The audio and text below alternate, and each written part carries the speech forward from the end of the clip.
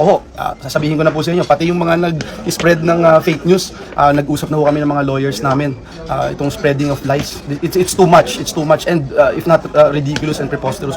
So we will also file cases against them. Joel Villanueva ay nagbabalak sampahan ng kaso ang mga nagpapakalat di umano ng maling impormasyon kaugnay sa pagkakasangkot niya sa kontrobersiya sa flood control projects dyan sa Bulacan. Mga kababayan, subject po sa komentaryo o anumang puna o query ang mga opisyal ng gobyerno. Hindi ho dapat sila balat sibuyas, no? Lalong-lalo na ang mga elected officials. Dapat nga marunong silang tumanggap ng mga query, ng mga komentaryo, ng mga tanong. At dapat hindi nananakot, hindi nagpapatahimik. No? Lalong-lalo na kung merong kailangang sagutin.